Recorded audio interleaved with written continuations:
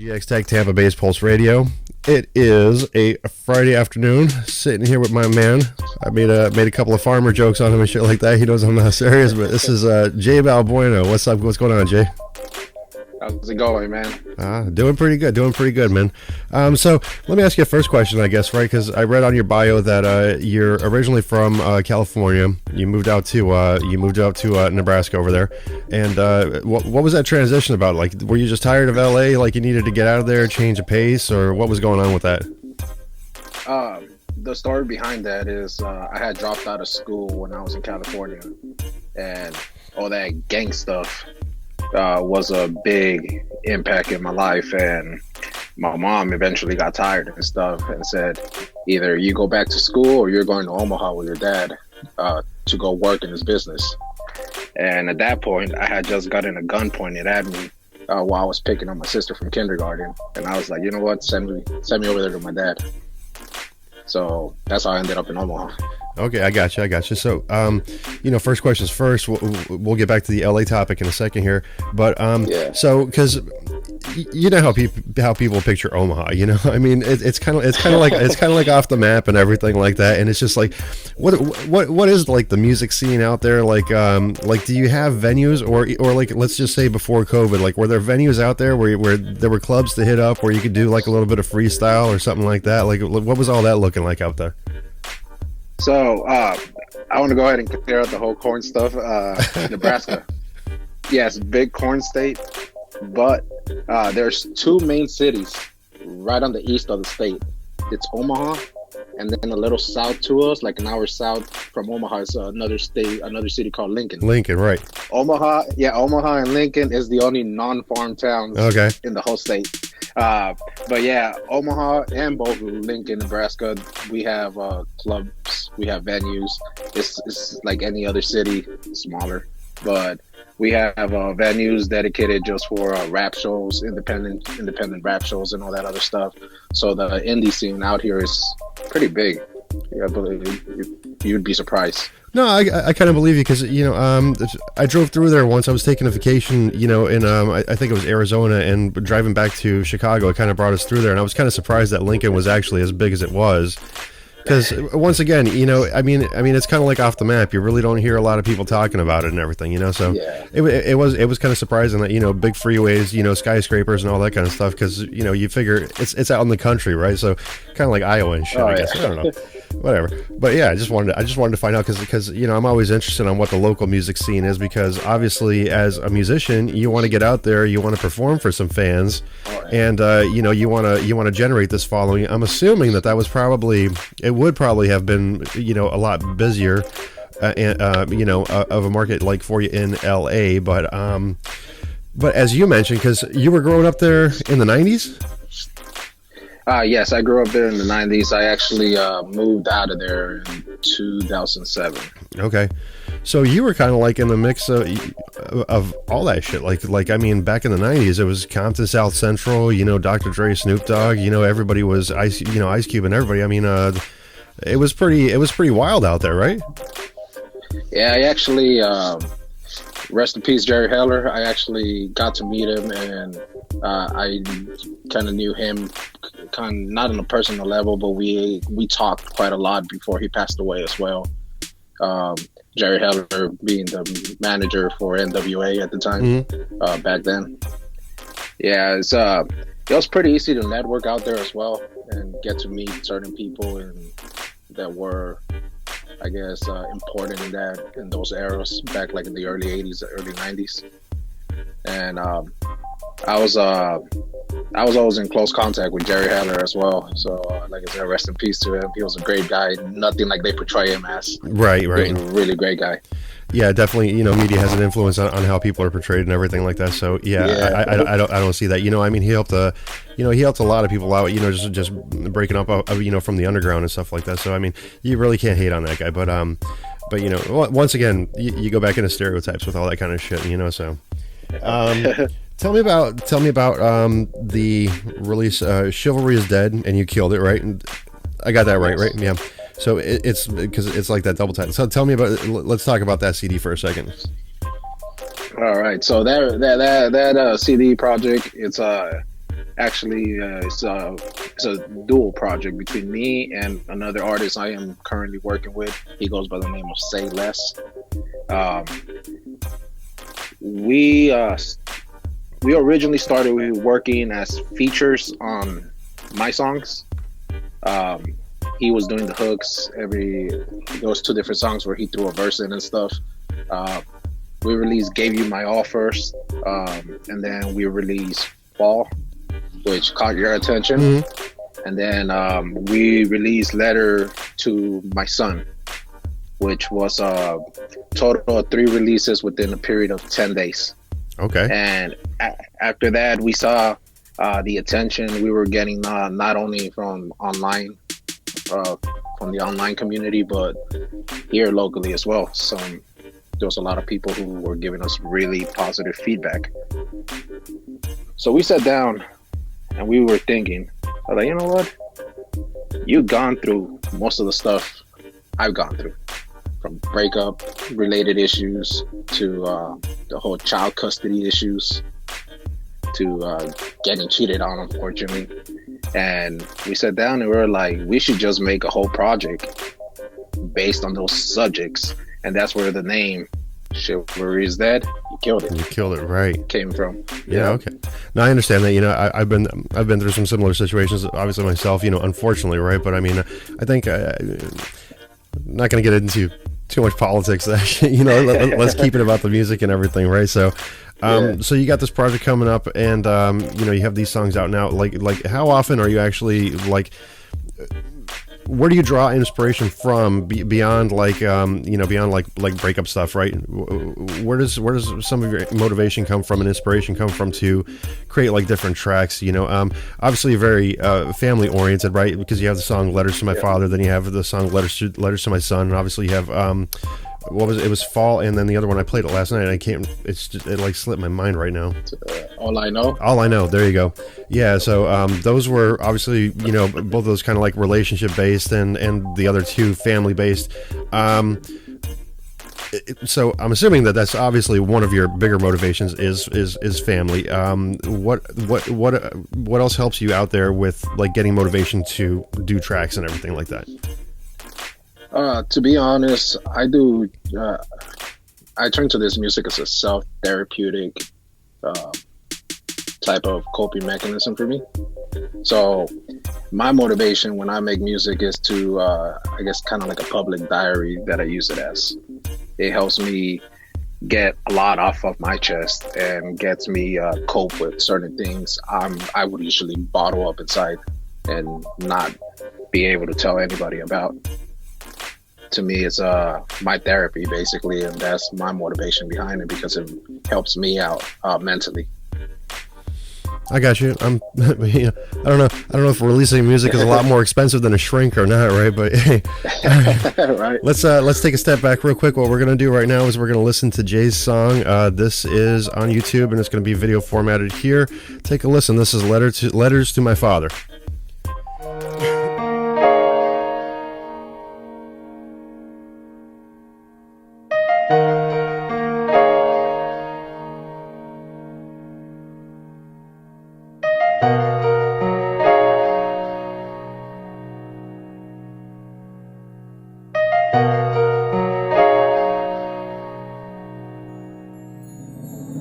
I'm writing letters to my father, hope that I don't bother. Barely felt you knew me and you never met my daughters, and I wonder if it matters. Hurts me like no other when you left without a word to both my sisters and my brother. I'm writing letters to my father, hope that I don't bother. Barely felt you knew me and you never met my daughters, and I wonder if it matters. Hurts me like no other when you left without a word to both my sisters and my brother. A lot of things have happened since you left, Dad. Mom came and introduced us to a stepdad. Sometimes I wonder if I should even call you Dad. That word confuses me and that's the shit that makes me sad. I used to wonder why you went and did the shit you did. Why the hell you fucked that woman and then gave her kids. Till I ended in your shoes and started seeing in your view. When someone doesn't make you happy, you just cut it loose. But you know what's the difference between me and you? I didn't leave my children, which sometimes you knew. How hard I had it as a teen while trying to adjust. Emotionally, fuck, I should've known better to trust. But now that I'm a dad, my children make me glad. I had to give them all the love I wish I would've had. Your picture on the wall, like maybe I should call. But every time I try to, don't know what to say at all. I'm writing letters to my father, hope that I don't bother. Barely felt you knew me and you never met my daughters. And I wonder if it matters. Hurts me like no other when you left without a word to both my sisters and my brother. I'm writing letters to my father, hope that I don't bother. Barely felt you knew me and you never met my daughters. And I wonder if it matters. Hurts me like no other when you left without a word to both my sisters and my brother. A lot of things have happened since you left, Dad. Memories are in the past that we can get back. You know my therapist will say that people like you have no soul, and there's no way to change, it's just stuff that we can't control.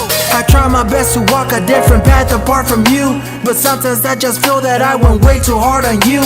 I see that it's just life, mistakes come in disguise, and there is no rewind to make up for the wasted time.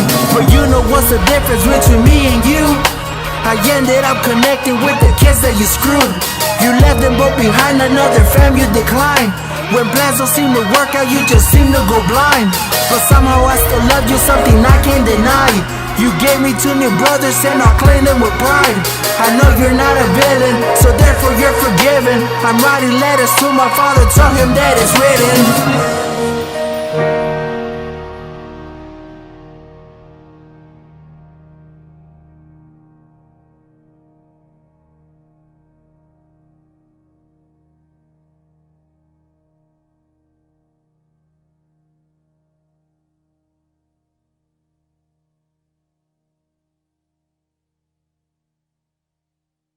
All right, that was Jay's song "Letters to My Father." Now let me ask you, because I know that you mentioned that one of your idols, I guess, right, is Kanye West, and I guess there's plenty to say on Kanye, I'm sure, but beyond Kanye, where do you think that you find like musical inspiration from? Obviously from his mental health issues, how he uses his music to also cope with his life. I feel like a lot of his music is actually he's a genius behind it, to be honest. From the Runaway, how he came back after that whole Taylor Swift incident. I remember watching that performance. People were booing the crap out of him as he walked out. By the end of that performance, everybody was cheering for him again. I'm like, to me, he's just one of my biggest inspirations. People could call him crazy. People could tell him he's trash or he's a garbage person in general, and he just doesn't care. He just keeps going and keeps doing it. Right.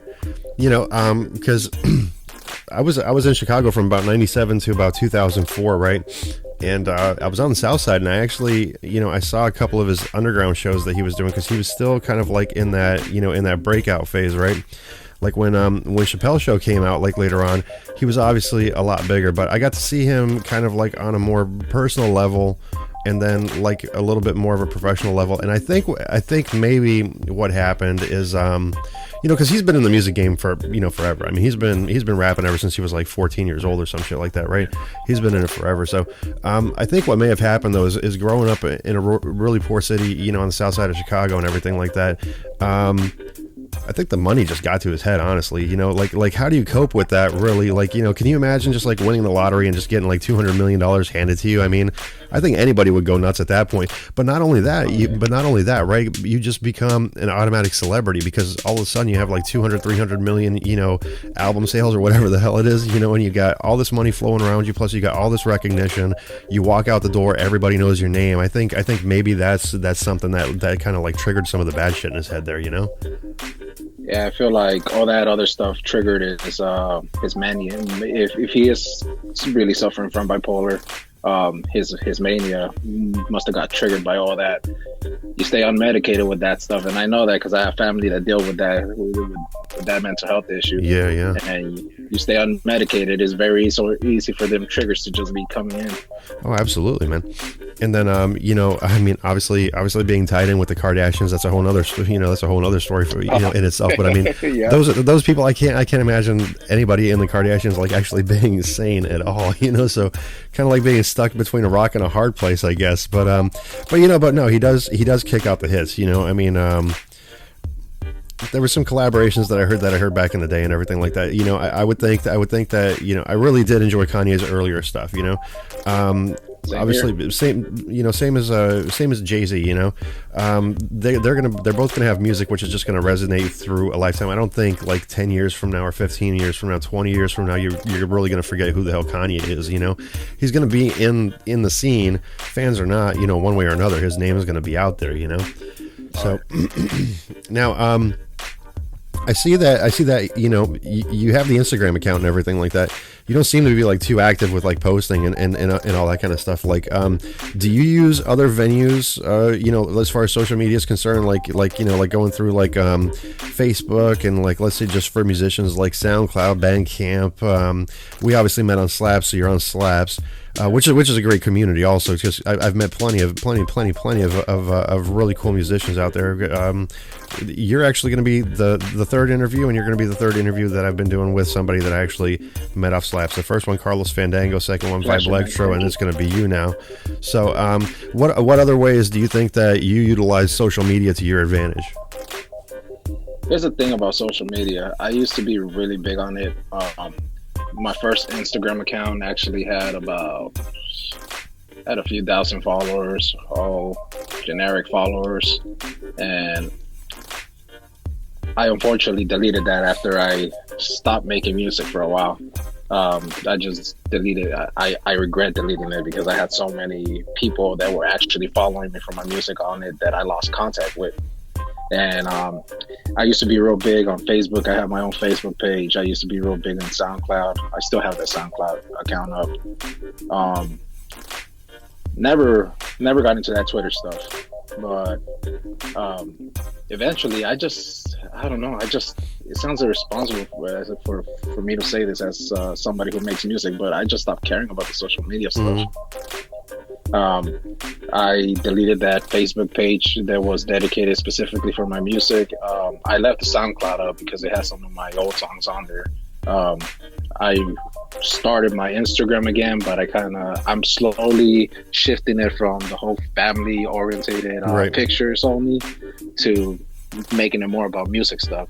So I'm eventually going to get more active into Instagram again, and I think that's probably going to be my only go-to social media for music outside of Spotify. I use Snapchat a lot to promote my music as well, so okay, there's another one. Snapchat's where the crowd is at now. Really? Snapchat and TikTok, I guess. TikTok. TikTok. I can definitely hear. I don't know if you heard yesterday's show or not, but there was this one submission from this girl Caroline. I was saying she's got to be like anywhere between like 11 to 13 years old or something like that. She already had like real good artist. Yeah, I know, right? 100 million streams on TikTok. 1 million streams, I think, on Spotify or whatever, right? And then, just looking at her Instagram, like I was saying, it was 83,500 people. So yeah, she's definitely got an army built behind her. So, starting off that young, I got to assume that she's going to have a pretty bright future ahead of her because, I got to say, her music, her vocal stylings, I should say, right? Because I don't know if I didn't get all that much information, so I don't know if she's actually like playing the piano or like doing some of her beats or anything like that. But as far as her singing talent is concerned, I think that she's got a great career ahead of her, especially with this early head start that she has and everything, So, but just going back to this point is just like, so I never, it didn't click in my mind that Snapchat would be good for music because I thought that Snapchat was more of like, people that and people that, you kind of like share contact information with that these are the people that you snap. I haven't been on there in a while. So how does that work exactly now? I used to be real big in the party scene. I'm 29 now. I mean, I don't consider myself to be old yet, but I don't see. And not only that, I got 3 kids and stuff, so I'm not out partying much anymore. But before that, back in my early 20s, when I did create my Snapchat account for the first time, I was partying a lot. So I got so many Snapchat accounts added into my account. And not only that, now Snapchat has this feature called People You May Know. You could basically add anybody. They'll add you back, and whatever you post on your story, you have hundreds of people viewing it. So now it doesn't say if they're just clicking through your story and stuff, but eventually somebody's gonna sit there, click on the story, and they're gonna listen to a song you might have posted on there, and you have a link in there and all that stuff. That's a good way to promote your music, in my opinion, as well. Okay. Well, definitely, I'm going to have to write a little blog about that after I check it out in that case, because, you know, I'm all about like getting the most information for the artists out there, so that way they know how to promote their music. So do you do any kind of like musicians blogs or forums or anything like that that's like specifically like strictly music related, or you just pretty much Instagram, Snapchat, and that's pretty much it? I just use my social media. I don't know, I guess I've been focused on just getting my music heard here locally, here in Omaha and Lincoln. But yeah, I haven't put much focus on trying to expand, I guess, people to people's ears outside of my state, unfortunately. Okay. Well, so like let's see, because I know that you mentioned that did you distribute through DistroKid? Yeah, I guess I did. Yeah. Okay, so you're obviously on not only Spotify but Pandora and everything like that, right? So, but you said that you're mainly focused on Spotify. Why the focus on Spotify as opposed to, you know, Pandora or Apple Music for you? To me, I feel like Spotify. That was the first big music streaming services, and the way I see it, and in my opinion, it's still a better streaming service than Apple Music or Google Play, who can't get it right now. They're YouTube Music, but to me, Spotify is where the crowd is at. Apple Music is mainly just for iPhone users who haven't transitioned over, or they got a better deal through Apple. And Spotify, the whole canvas art that they have for their artwork. Now you could add a whole canvas video to your song while it plays. The whole artist profile on Spotify, it just draws my attention more. Yes, I upload to all those other streaming services through DistroKid, but my focus on promoting is Spotify, and then usually I add and other streaming services. Right. No, I think that you're actually pretty spot on about that, because you got to figure Android really doesn't have its own format for music, so it's pretty much Spotify that's going onto Android, and then you know, with the iPhones, I myself have Spotify on there also, because I don't know, I just for whatever reason I can't click over to the whole Apple Music thing. You know, I did Pandora for a while, right? And Pandora was pretty good. I guess as far as the interface goes, to like kind of like look at, you know, get the mainstream music, like you could hit like the dubstep you know, radio channel, and you'll just have some, you know, just killer music just going through there. But I really didn't see like the big benefit to it like I do on Spotify, where you could, you know, create the individual playlists for everybody, and you could just have a little bit of this, have a little bit of this, have a little bit. I could be wrong. Like I said, I didn't spend that much time on it, but I'm totally in agreement with you that Spotify, I think, is definitely the way to go with that. So I do think just touching on social media, I do think it's oversaturated, and it's kind of hard. Like I think Facebook's dying down a little bit now. You know, there's a new generation that's growing up. They really don't want to be on it because they do have TikTok and they do have Snapchat, and now the war that they're having with Apple about the ads is severely killing Facebook's, you know, market, just because now, you know, you can't. I used to run this ad, which was basically like kind of like, hey, check out my radio show, right? And before the change in the iOS came around, I would spend like, you know, like $10 a day, let's say, and that would give me like 200 to 300 clicks, you know, of people like actually coming through and visiting, right? And then Apple released the iOS 14. There were changes made to that policy, and for the same $10, I was getting 200, 300, 400. Now I was only getting like 12, 13, 14. Oh wow! You know, so it's I think it's really hurting. I think people are starting to move away with that format, especially because I don't know what's been going on with the Facebook hacking. You know, because my Facebook page got hacked, and I guess they tried to steal my credit card information. They tried to make like a bogus charge and all that kind of stuff, you know. So, and for whatever reason, they put me in Facebook jail for 30 days. So I'm just like, I'm really thinking about shying away from it completely, just because I really don't think that it offers enough to a musician, right? But I will. Go ahead. Sorry.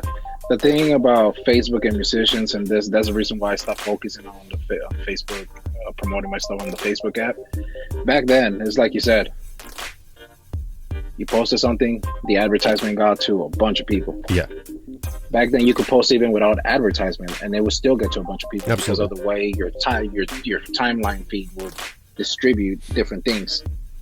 And now they made so much changes on it that they pretty much were forcing you to buy advertisement. If you were like a blog page, a music page, any kind of page that wasn't a personal account, if you wanted your post to be seen, they're pretty much forcing you to buy a advertisement campaign thing. Yeah, do like a boost or something, right? Yep. Yeah. Yeah, I noticed those changes when they came around, and you know, like, I mean, there's some big magazines obviously that are on there, you know, online magazines. One of them, like, being like, let's say EDM Sauce, for example. I don't know if you're familiar with that one, but I mean, they have, like, you know, 1 million monthly viewers and something like a 200,000 person following on Facebook. But then if you look at their posts, it's just like two people liking this one, two people liking this one. So everything's kind of like going outside of Facebook, you know. So tell us about future projects coming up, man. Like what's going, you know, on beyond this next upcoming release. What kind of plans do you have? Like, are you hitting music hardcore? Are you trying to get back into the studio? Like, what's going on? Yeah, well, currently I'm going through a lot of personal things with trying to get this child custody issue with my son figured out and stuff. I am currently seeing him and all that stuff, but because I am going through that, like I said, it's kind of like a therapy type thing. So I am focusing a lot on music and all this other stuff. Outside of Chivalry is Dead, You Killed It. After that, I think me and Say Less will actually be working on quite a lot of projects. We actually have, we counted them because he's a real big musician in his own way as well. He plays a lot of the guitar. He does a lot of singing. We have a total of like 40 projects in the works that we already talked about. So we have quite a bit of stuff coming out in the works and plan for the future as well. Okay, no. During the interview, you were talking about that you used to do poetry as a kid, and do you still do poetry? Does some of that translate into your music as well? Yes. Sometimes I usually start stuff off with poetry, and then I eventually find a beat that I like and find a way to transition and find a flow for that poetry to fit into that beat. I do a lot of poetry as well, a lot of spoken word type of stuff. I actually did one spoken word show out here, and the first part to my song East, I have a song named called East on all streaming services as well. First part is spoken word, second part is rap, and that first part of the song was actually something I did at a show for spoken word. Okay, well, that's cool, man. So you're definitely keeping up with getting the word out there and everything like that. All right, man. So obviously, want to thank you for your time and everything like that. Any special shout outs? Any other words of wisdom you want to give here, like towards the end? I want to give a shout out to the artist I'm working with, Say Less. Great musician, great guy in general. Give a shout out to my friend Johnny Diaz, Jose Cervantes, and my boy Grumpy. Nice guy, but he goes by Grumpy. And the only advice I have for anybody or any other artist who's currently starting is don't give up. Don't take anybody's advice. Take people's advice, but don't take anybody's criticism too hard. If somebody's talking crap to you, telling you you're trash, you suck, everybody starts out somewhere. Yeah, man. I was the most garbage person that you could think of. I still personally don't think I am all that good, but I am a lot better from where I started, and I know I have quite a bit of followers following me, and that relates to my music. So don't give up, and don't listen to the criticism. listen to the criticism, but take it as a way to learn from it. Right, absolutely. That's what I would say. Constructive criticism is always good. And I always tell people, don't let the haters get to you, because believe me, no matter what, you're bound to get one person hating on something that you do, just no matter what. I mean, it's just that way in the world, unfortunately, man. So once again, I want to thank you for doing the interview. I want to thank you for your submissions. Of course, we got 2 more from you that obviously we're going to be airing on the first 2 shows in June. Can't wait to play those. We'll see the audience reaction. Maybe we'll revisit another interview, during June or maybe a little bit later, depending obviously on your schedule and how busy everything gets. If you got a new release, obviously just let me know about it. We'll try to schedule something right. Other than that, once again, I want to thank you for your time, for being here, and we're going to skip over on the end of this video. We're going to listen to your song Fall. Thank you.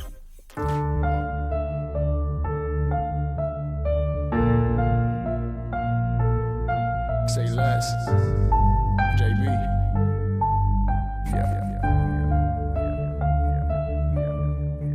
Why did we fall? Was it love at all?